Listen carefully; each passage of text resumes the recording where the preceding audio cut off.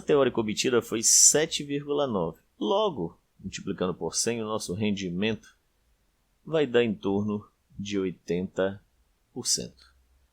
Como você vê, não é tão difícil nós calcularmos.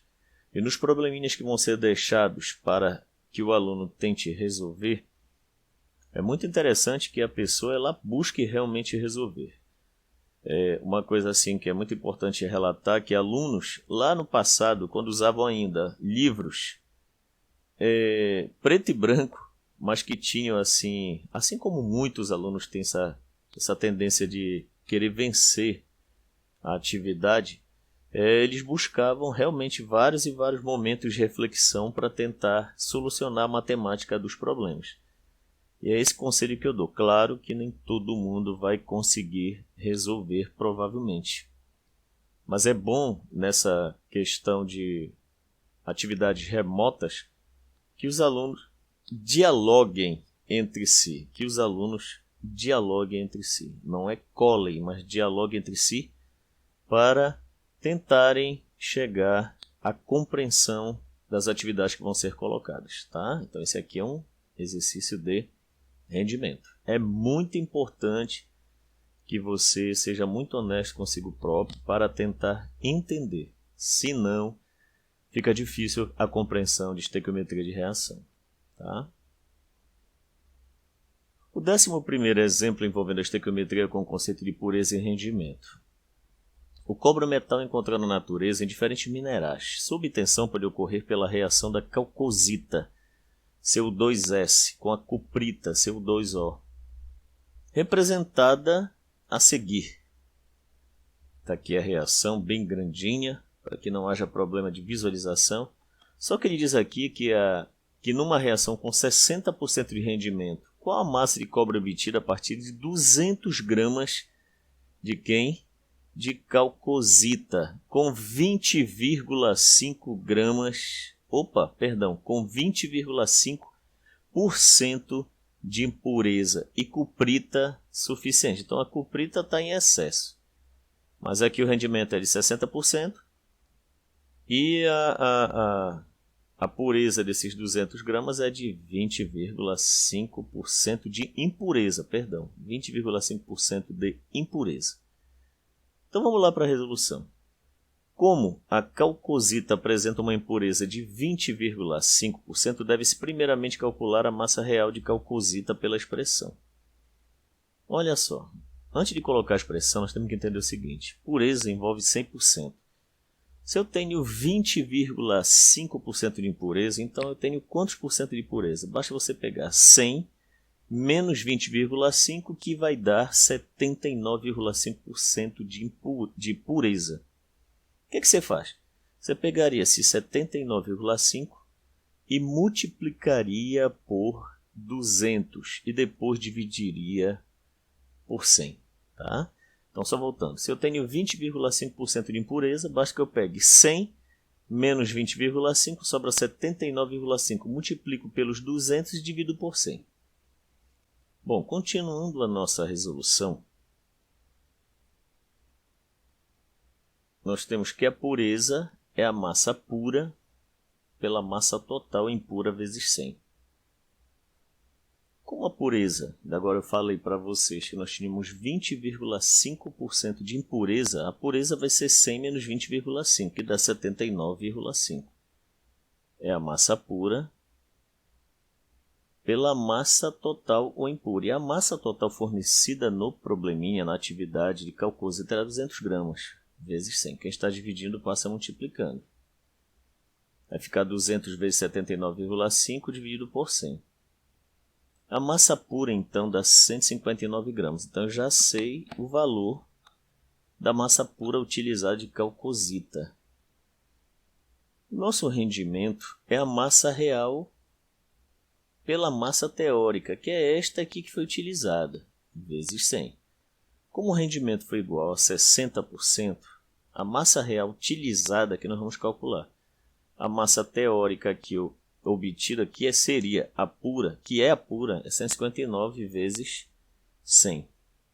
Quem está dividindo passa multiplicando. Quem está multiplicando passa dividindo. Logo, a massa real é igual a 95,4 gramas, que pela equação, lembra que o cobre ele vale 63,5 vezes 2 dá 127. 127 mais 32, 159. Aqui eu fiz a continha. 2 vezes 63,5 mais 32, que é igual a 159. Como ele está pedindo a massa de cobre produzida, que na verdade o cobre é uma reação entre a calcosita e a cuprita. Aqui vai ser 6 vezes 63,5, que dá 381. Mas qual que foi a massa de cuprita realmente utilizada? Calcosita, né? 95,4 gramas. E aqui vai ser o X. Que no caso estou colocando o M porque estou calculando massa. Essa questão de letras aqui, ela é a escolha, a revelia de quem escolhe. Tá? Então, meio pelos extremos.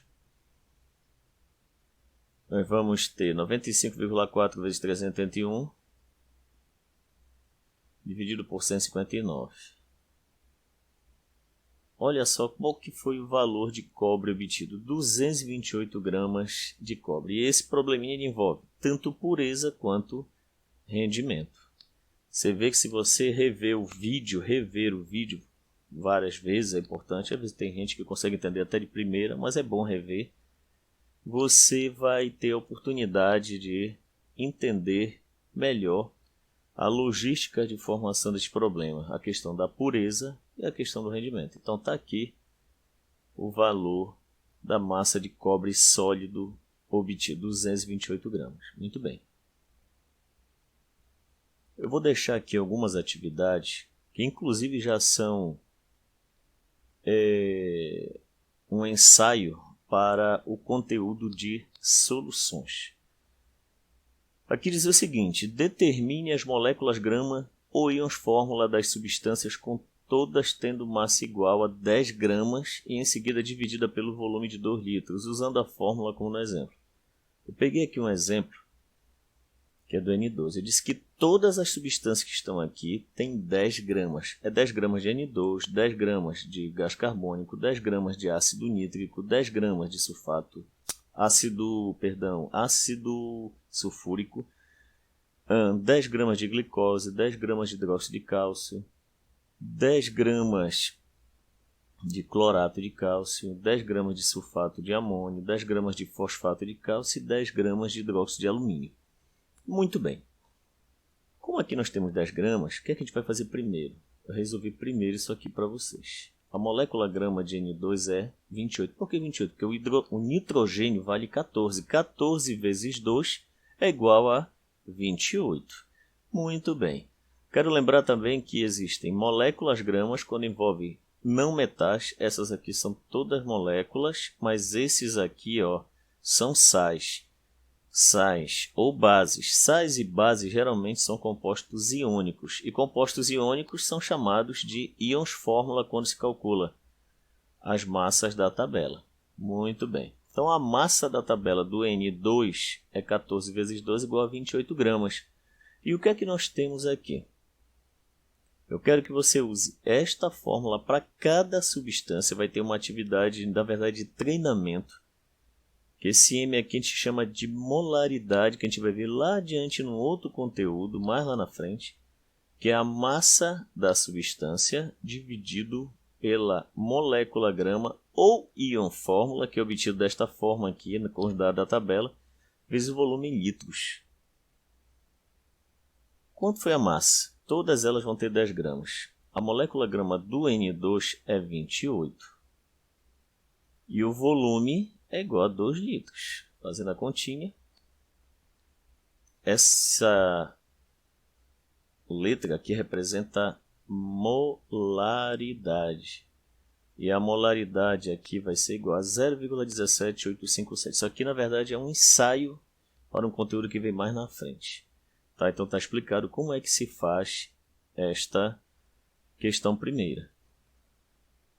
E aqui nós temos a segunda, terceira e quarta questões. Tem que pensar um pouquinho, elas são bem fáceis, mas tem que pensar um pouquinho. Hoje a falta de leitura faz com que a gente seja um pouco mais lento. Isso é importante ler, leia, estude. E aqui, a quinta e a sexta questões, eu até coloquei aqui entre parênteses, essa aqui envolve rendimento e essa daqui, pureza. Tá? São questões assim que é para pensar um bocadinho. Tem que pensar, não é colar. É para pensar que você vai entender a questão do rendimento e da pureza. E com certeza você será muito edificado com o conhecimento. Bom, só voltando para que fique bem claro, caso alguém queira imprimir ou tirar uma print, né? Vamos adiante. Então, e hoje nós estamos gravando com músicas regionais aqui do lado dos vizinhos. Então, se sair alguns cachorrinhos e outras coisas, o professor passa por isso, desde cachorro até periquitos. Então, vamos lá. Aqui nós temos o que? A tabela periódica dos elementos para avaliação, que nós já fornecemos em todos os nossos vídeos. Essa daqui já tem valores aproximados, você observa que o lítio já é 7. Ó. Aqui nós temos a outra tabela periódica. Aqui o lítio já aparece com 6,94, todas feitas por mim essas tabelas. E aqui a outra tabela periódica com as distribuições eletrônicas. Aqui a nossa bibliografia e os nossos sinceros agradecimentos por nós estarmos nessa quinta videoaula. E digo, é interessante nós trabalharmos para entender. Não engane a si próprio. Tente estudar para entender, que aí você será realmente muito edificado com este assunto de grandezas químicas e estequiometria, para entendimento de outros conteúdos na frente. E então, até breve, até a sexta videoaula de grandezas químicas e estequiometria.